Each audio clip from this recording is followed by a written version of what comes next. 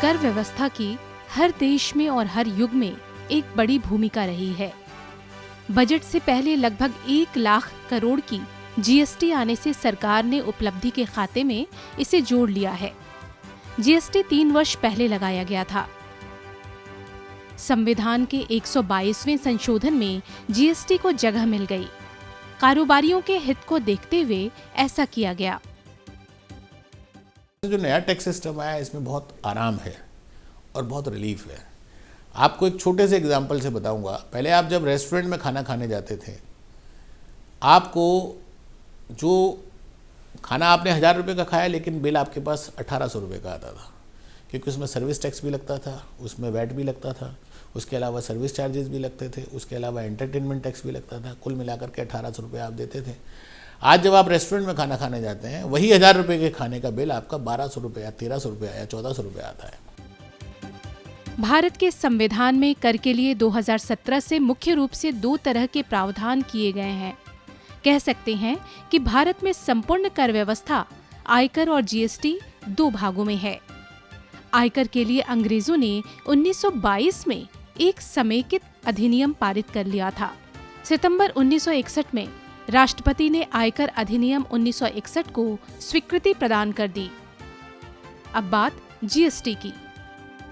2017 में भारत में वस्तु एवं सेवा कर या गुड्स एंड सर्विसेज टैक्स अर्थात जीएसटी लागू कर दिया गया। इसके पीछे सरकार की सोच यही थी कि पहले ये व्यवस्था कई रूपों में और कई स्वरूपों में बिखराव को लिए हुए थी, जिसमें कई तरह के प्रत्यक्ष कर और कई तरह से अप्रत्यक्ष कर भी शामिल थे। लेकिन 30 जून की आधी रात को केंद्र की सरकार ने जीएसटी लागू कर दिया। 1 जुलाई 2017 से भारत में कर व्यवस्था का एक नया दौर शुरू हो गया। अगर कोई बाहर से आकर के हिंदुस्तान में व्यापार करने के लिए 500 करोड़ का कैपेक्स लगा रहा है, तो उसमें से जितना उसने लैंड एंड बिल्डिंग में इन्वेस्ट किया उसको माइनस कर दीजिए, तो बाकी का पैसा विभिन्न प्रकार की सब्सिडियों के तहत उस इन्वेस्टर को वापस मिल जाएगा। उद्देश्य क्या है? सरकार में, हिंदुस्तान में इन्वेस्टमेंट होना, हिंदुस्तान में मैन्युफैक्चरिंग शुरू होना और हिंदुस्तान में एम्प्लॉयमेंट जनरेट होना। सरकार का सिर्फ उद्देश्य है हिंदुस्तान में एम्प्लॉयमेंट जनरेट होना। इसका लाभ हमारे हिंदुस्तानी इन्वेस्टर भी ले सकते हैं। जो हमारे एनआरआईज बाहर बैठे हुए हैं, हिंदुस्तान में इन्वेस्ट करने से डरते हैं, वो भी कर सकते हैं। और जहां आप इन्वेस्ट कर रहे हो कैपेक्स का अगर आपको 80% 90% सारा वापस मिल रहा है, तो डेफिनेटली सरकार के पास ऑब्जेक्टिव है, उद्देश्य है। जीएसटी यानी भारत में कर व्यवस्था का नया दौर। 2014 में सत्तासीन होते ही एनडीए सरकार ने इसकी तैयारी शुरू कर दी। जब संसद ने इसे पारित कर दिया तो प्रधानमंत्री ने 8 अगस्त को अपने भाषण में इसे 1942 के अगस्त क्रांति से जोड़ते हुए टैक्स टेररिज्म के मुक्ति दिलाने वाला कदम बताया। आज 8 अगस्त 75 साल हो रहे हैं उन सभी आज़ादी के दीवानों को स्मरण करते हुए आज 8 अगस्त को टैक्स टेररिज्म से मुक्ति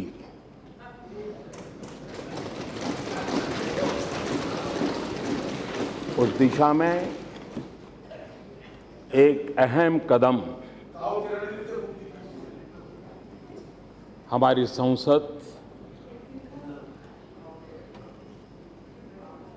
दोनों सदन के सभी सांसद मिलकर के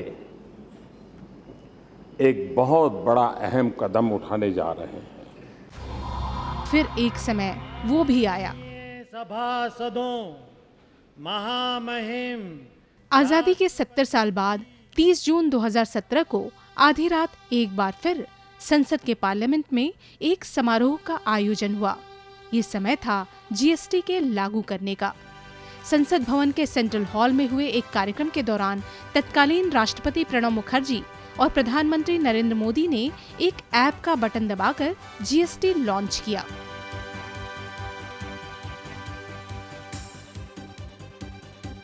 तत्कालीन राष्ट्रपति प्रणब मुखर्जी ने इसे ऐतिहासिक क्षण बताया और कहा कि 14 साल लंबी यात्रा का समापन हो गया। उन्होंने कहा कि उनके लिए भी ये संतोष का पल है, क्योंकि वित्त मंत्री के रूप में उन्होंने ही 22 मार्च 2011 में संविधान संशोधन विधेयक पेश किया था। This historic moment is the culmination of 14-year-long journey which began in December 2002 when the Calcutta Task Force on Indirect Taxes suggested a comprehensive goods and service tax based on the value-added tax principle. The proposal to introduce the GST was first mooted in the budget speech for the financial year 2006-07. The Empowered Committee released the first discussion paper on goods and service tax in November 2009. Friends, ladies and gentlemen, the introduction of GST is a momentous event for the nation. It is also a moment of some satisfaction for me personally, because as Finance Minister, I had introduced the Constitution Amendment Bill on 22nd March 2011. प्रधानमंत्री मोदी ने इस मौके पर कहा कि इस मध्य रात्रि के समय से ही देश एक नई व्यवस्था की ओर चल पड़ेगा। 125 करोड़ देशवासी इस ऐतिहासिक घटना के साक्षी हैं। आज इस मध्यरात्रि के समय हम सब मिलकर के देश का आगे का मार्ग सुनिश्चित करने जा रहे हैं।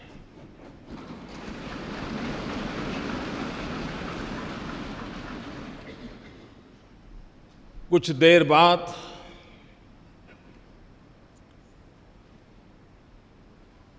देश एक नई व्यवस्था के ओर चल पड़ेगा। 125 करोड़ देशवासी इस ऐतिहासिक घटना के साक्षी हैं।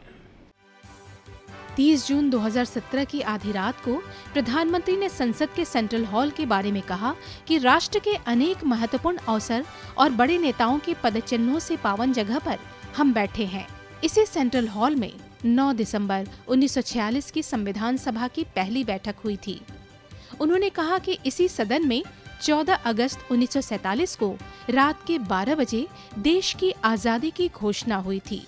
1949 में इसी सेंट्रल हॉल में देश के संविधान को स्वीकारने की बात याद दिलाई और नई अर्थव्यवस्था के लिए और संघीय ढांचे की शुरुआत इस सदन को सबसे पवित्र जगह बताया। 14 अगस्त 1947 रात को 12 बजे देश की स्वतंत्रता की उस पवित्र महान घटना, ये स्थान उनका साक्ष्य है। 26 नवंबर 1949 देश ने संविधान को स्वीकार किया।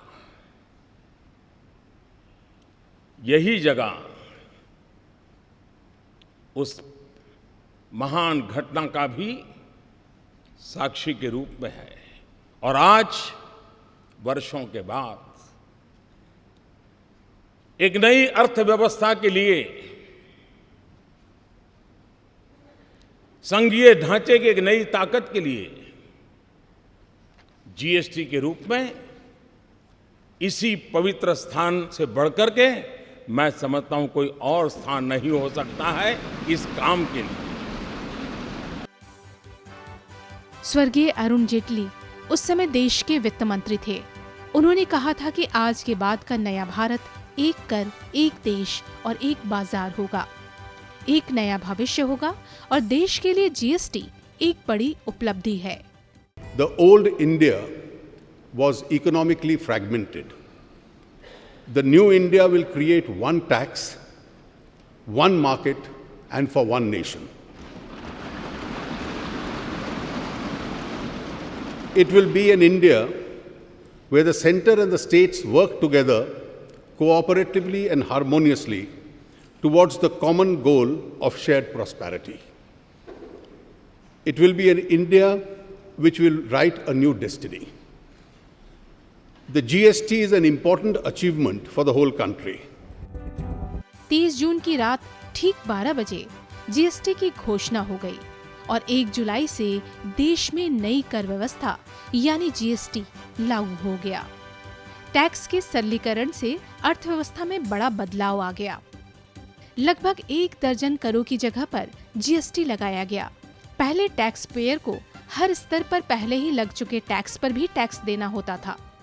पहले आपको 4 अलग अलग विभागों से डील करना पड़ता था, अब आपको सिर्फ एक विभाग से डील करना पड़ता है।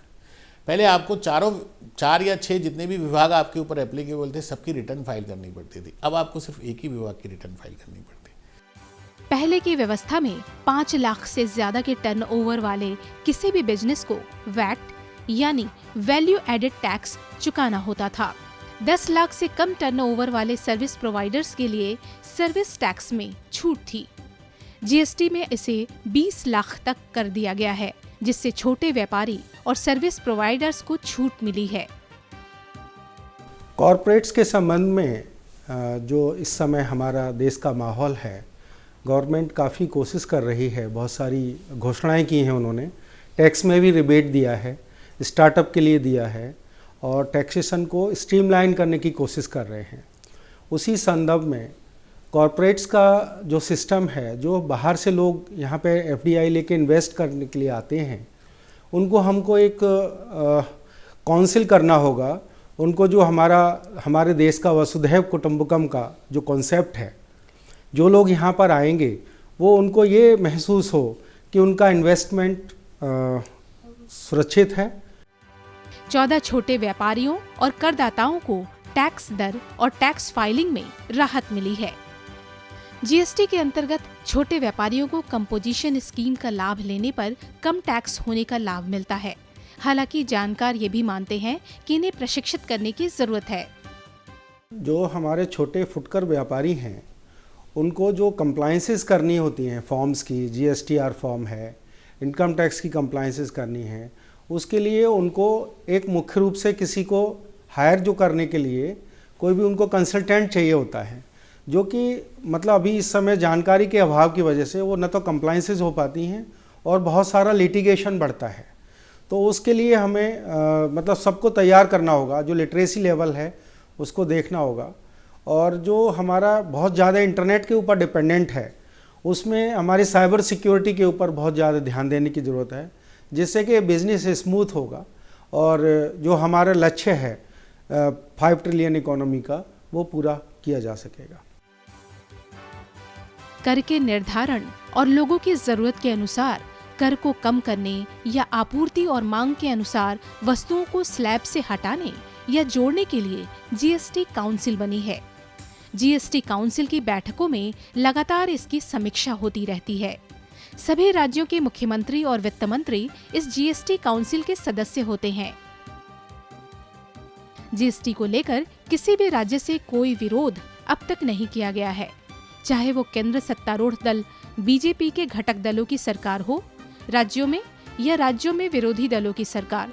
2 राज्यों के बीच ई कॉमर्स, टैक्सेशन और एंट्री टैक्स जैसे पहले होने वाले विवाद खत्म हो गए। साथ ही राज्यों को बड़ा हिस्सा मिलता है।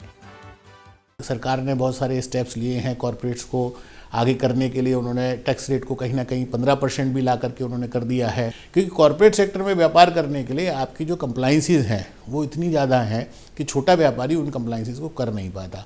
इसलिए उसकी इच्छा रहती है कि वो एलएलपी चलाए या पार्टनरशिप फर्म चलाए।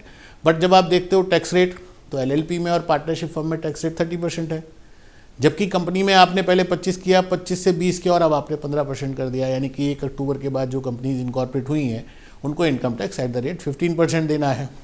सरकार के लगातार प्रयासों ने टैक्स रिटर्न और टैक्स रिफंड को आसान बना दिया है और इस पर आगे भी काम जारी है।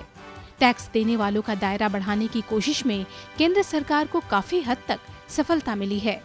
कर व्यवस्था और अर्थव्यवस्था को विमुद्रीकरण ने भी लाभ पहुंचाया है। काला धन, बेनामी संपत्ति रखने वालों और इनकम टैक्स चोरी करने वालों पर अपना शिकंजा कसता जा रहा है। दुनिया में आई मंदी के बावजूद भारत की अर्थव्यवस्था अपनी दिशा में जा रही है। मंदी का असर पूरे विश्व में है, लेकिन उसके बावजूद हम हिंदुस्तान में 3rd नंबर की इकोनॉमी है और 3rd नंबर पर हैं। जो अभी हमारा जो जीडीपी है 5% का जीडीपी है और अभी मैं समझता हूँ अगले आने वाले 1 वर्ष और 2 वर्ष में भी यही जीडीपी या इसके आसपास ही जीडीपी रहने वाला है। हमारी जो आर्थिक स्थिति का एक जो बेसिक कारण है वो ये है कि एक साथ दो निर्णय, जो सरकार के निर्णय थे, दो निर्णय जो हमारी इकोनॉमी को बहुत आगे आने वाले समय में मदद करने वाले हैं, वो दो निर्णय एक साथ जो इम्प्लीमेंट हुए उसकी वजह से कहीं ना कहीं एक डिफ़िकल्टी अनऑर्गेनाइज सेक्टर ने फेस की। अभी जो स्थिति है वो ये है कि जो ऑर्गेनाइज सेक्टर की इंडस्ट्रीज़ हैं वो ग्रो कर रही हैं। इस बीच उद्योगपतियों के बीच नया वर्ग भी खड़ा हो रहा है। सरकार के स्टार्टअप जैसी कई योजना का लाभ लेकर महिलाओं ने स्वामित्व का रास्ता चुना है और अपना कारोबार खड़ा कर रही हैं। हालांकि इन्हें बजट से कई तरह की राहत की उम्मीदें जरूर हैं। बीइंग अ फीमेल हम लोग बहुत सारी चीज़ें हैंडल करते हैं। हम अपना होम हैंडल करते हैं, हम ट्रैवल हैंडल करते हैं, और जो कि मैं एक नए स्टेप में आ गई हूँ which is a travel company. उसमें तो बहुत सारी चीज़ें हैं जो हम लोगों को हैंडल करनी पड़ती हैं। मैं चाहती हूँ कि जैसे टूर एंड ट्रैवल अपने आप में जीडीपी की ग्रोथ में एक बहुत ही वाइटल रोल प्ले करता है। अगर आप देखें कि अगर हम लोग स्टैटिस्टिक्स पे बात करते हैं तो जो जीडीपी का ग्रोथ है, जो एम्प्लॉयमेंट का ग्रोथ है, वो 9 to 10% एम्प्लॉयमेंट जो लोगों को मिल रहा है वो टूरिज़्म सेक्टर से मिल रहा है। अगर हमारी सरकार इस चीज़ पे थोड़ा ध्यान दे कि अगर हम इंफ्रास्ट्रक्चर पे ज़्यादा काम कर सकते हैं, कनेक्टिविटीज़ पर ज़्यादा काम कर सकते हैं, तो लोगों के आवागमन में बहुत ज़्यादा आसानी होगी और लोग थोड़ा सा इंडिया में आना प्रेफर भी करेंगे, जो कि करते भी हैं, बेशक सी बात है। पर्यटन के क्षेत्र में आगे बढ़ने के लिए इन्हें जीएसटी के स्लैब में बदलाव की अपेक्षा है ताकि लोगों को बेहतर होटल मिल सके। टैक्सेशन को लेकर मैं चाहती हूँ टूरिज्म सेक्टर को थोड़ा सा लाइट किया जाए। जो जीएसटी स्लैब जिन्होंने बना दिए हैं कि रूम के जो टैरिफ्स हैं, अगर हम होटल इंडस्ट्रीज़ में देखें तो रूम के टैरिफ्स उनकी प्रीमियम कैटेगरी और सुपर कैटेगरीज के हिसाब से ना जीएसटी बहुत 12% 15% कर दिया गया। उसको अगर थोड़ा सा नीचे लेकर आती है सरकार तो शायद हम लोग ग्रोथ में बहुत ज़्यादा रोल प्ले अपना अदा कर सकते हैं। आर्थिक मामलों के जानकार कहते हैं कि नंबर 2 के धंधे, स्मगलिंग, आतंकवाद, नक्सलवाद की कमर टूट गई है, पैसे गतिमान हुए हैं। जानकार अब अर्थव्यवस्था को बल देने के लिए टैक्स और जीएसटी के स्लैब में रियायत की जरूरत बता रहे हैं। जब तक हम थोड़ा सा कर के क्षेत्र में रियायतों को एक बार को मैं ख़त्म भी कर दूँ तो एक समान टैक्स स्लैब हो जाए, सबके लिए बराबर टैक्स रेट्स हो जाए, तो शायद एक जो डिस्पैरिटी है वो ख़त्म होगी और कहीं ना कहीं इकोनॉमी को भी इससे बल मिलेगा। बजट से बड़े उद्योगपति और छोटे कारोबारी दोनों को कई तरह की उम्मीदें हैं। कारपोरेट एडवाइजर का मानना है कि अब इस ओर समान स्लैब को लेकर काम करने की जरूरत है। उद्योगपतियों का जो टारगेट होता है उनका बहुत डिफरेंट विंडो होता है उनके लिए। वो जो जब भी उद्योग लगाते हैं तो वो अपना दूसरी तरह का उनका फॉर्मेट होता है, उनकी मैक्रो इकोनॉमिक्स होती है, जबकि एक फुटकर व्यापारी के लिए बहुत ही माइक्रो इकोनॉमिक्स इम्पोर्टेंट होती है। सबके लिए एक यूनिफॉर्म सेटअप तैयार करें जिसमें कि फुटकर में सैलरीड भी होते हैं, बहुत सारे सेवाएं देने वाले होते हैं, प्रोफेशनल्स होते हैं। इन सब के लिए हम एक मिलजुल के कुछ समग्र व्यवस्था करें तो ज़्यादा अच्छा होगा। इसी तरह गृहिणियां भी जरूरत की चीजों से टैक्स को कम करने के लिए आस लगाई बैठी हैं। बीइंग ए मदर, जो मैं अपने बच्चे के लिए देखती हूँ, जो डायपर्स होते हैं, जो बेबी प्रोडक्ट्स होते हैं, उसमें कितने सारे टैक्स लग के आते हैं। एंड अगर आप देख लो जो नीचे वर्ग की महिलाएं हैं, जो लोअर मिडिल क्लास फैमिली को बिलोंग करती है, जो उससे भी नीचे है, वो तो अपने बच्चों के लिए डायपर्स अफोर्ड ही नहीं कर सकती है। नई कर व्यवस्था से एफडीआई में तेजी आ रही है। इसके लिए सरकार ने नोडल एजेंसी बनाई है। केंद्र सरकार के साथ साथ कहीं कहीं राज्य सरकार ने भी उदाहरण पेश करने की कोशिश की है। स्टेट गवर्नमेंट की भी कुछ पॉलिसीज़ हैं अलग अलग इन्वेस्टमेंट में, जैसे यूपी में ही है। यूपी में एक पॉलिसी चलती है हमारी यूपी इलेक्ट्रॉनिक पॉलिसी 2017। अभी हिंदुस्तान की जो इकोनॉमी है लगभग 3 ट्रिलियन डॉलर की इकोनॉमी हिंदुस्तान की एट प्रेजेंट है। 5 ट्रिलियन इकोनॉमी को पकड़ने में हमें कोई बहुत ज़्यादा समय लगने की नहीं लगेगा। नोएडा में पिछले 6 महीने में 8 महीने में लगभग 60,000 करोड़ की इन्वेस्टमेंट हुई है। अभी यूपी सरकार ने एक समिट किया था, ग्लोबल समिट किया था लखनऊ में, और वहाँ जितने भी इन्वेस्टर थे सबको उन्होंने बुलाया था, उसमें उन्होंने उनको सम्मानित भी किया था।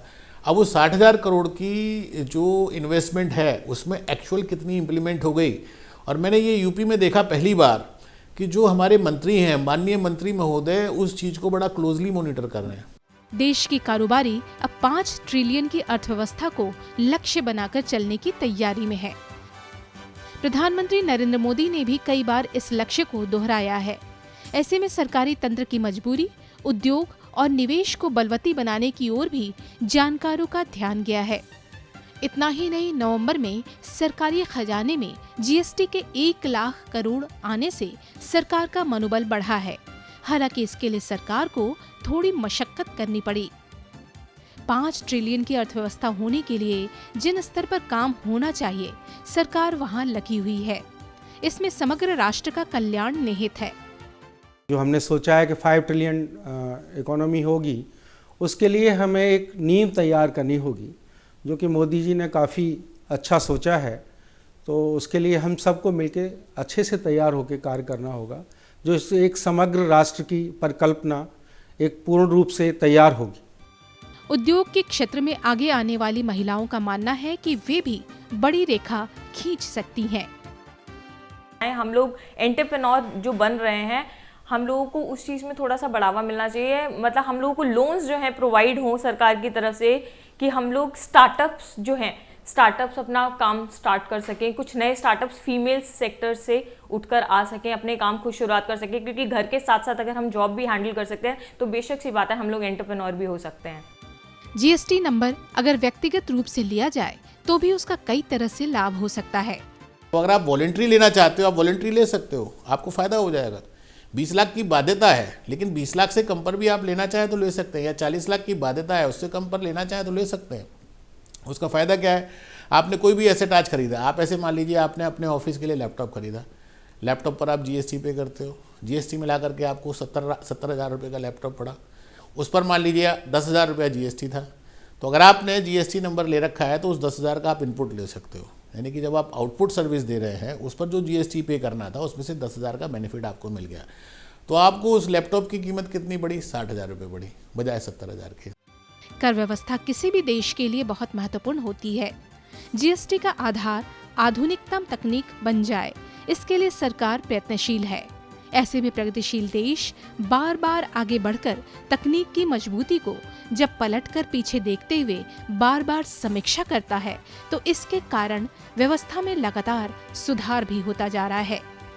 सरकार भी विकास के लिए समाज की ओर देखती है और समाज सरकार के साथ पूरक बनकर चलने को तैयार हो जाता है।